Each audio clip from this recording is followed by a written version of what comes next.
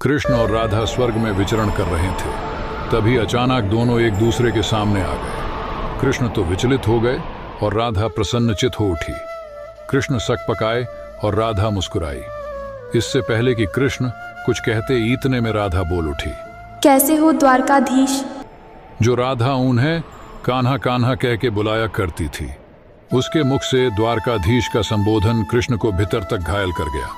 फिर भी कृष्ण ने अपने आप को संभालते हुए बोले राधा से, मैं तो तुम्हारे लिए आज भी वही कान्हा हूं जो कल था। तुम मुझे द्वारकाधीश मत कहो। चलो बैठते हैं, कुछ तुम अपनी सुनाओ और कुछ मैं अपनी कहता हूं। सच कहूं राधा, जब भी तुम्हारी याद आती थी आंखें आंसुओं से भर आती थी। इतने में राधा बोली, मेरे साथ ऐसा कभी कुछ नहीं हुआ। ना तुम्हारी याद आई, न कोई आंसू बहा, क्योंकि हम तुम्हें कभी भूले ही कहाँ थे जो तुम याद आते। इन आंखों में सदा तुम रहते हो, कहीं आंसुओं के साथ निकल न जाओ, इसलिए रोते भी नहीं थे। प्रेम के अलग होने पर तुमने क्या खोया, जरा आज इसका आईना देख लो। कुछ कड़वे सच और प्रश्न सुन पाओ तो सुनाऊं आपको। क्या तुमने कभी सोचा कि इस तरक्की में तुम कितना पिछड़ गए? यमुना के मीठे पानी से जिंदगी शुरू की और समुद्र के खारे पानी तक पहुंच गए। एक उंगली पर चलने वाले सुदर्शन चक्र पर भरोसा कर लिया और 10 उंगलियों पर चलने वाली बांसुरी को भूल गए।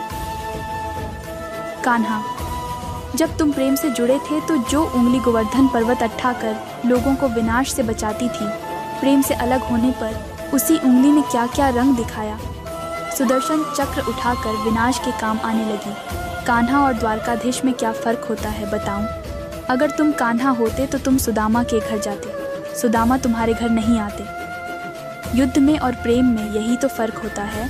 युद्ध में आप मिटाकर जीतते हैं और प्रेम में आप मिटकर जीतते हैं। कान्हा, प्रेम में डूबा हुआ आदमी दुखी तो रह सकता है पर किसी को दुख नहीं देता।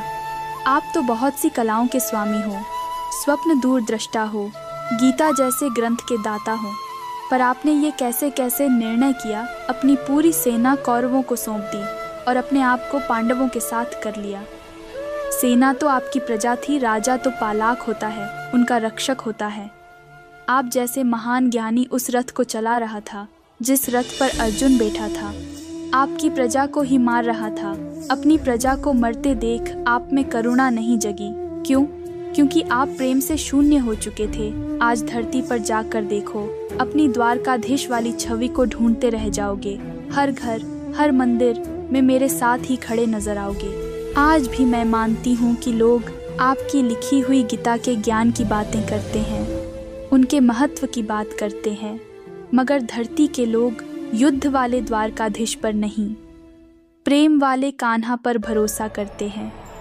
और गीता में कहीं मेरा नाम भी नहीं, लेकिन गीता के समापन पर राधे राधे करते हैं।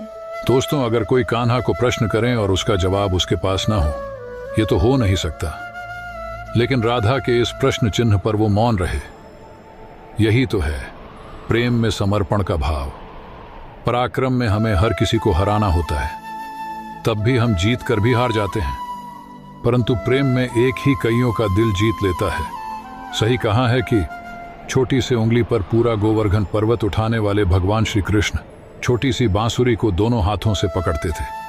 फिर मिलेंगे दोस्तों अगली कहानी में। राधे राधे।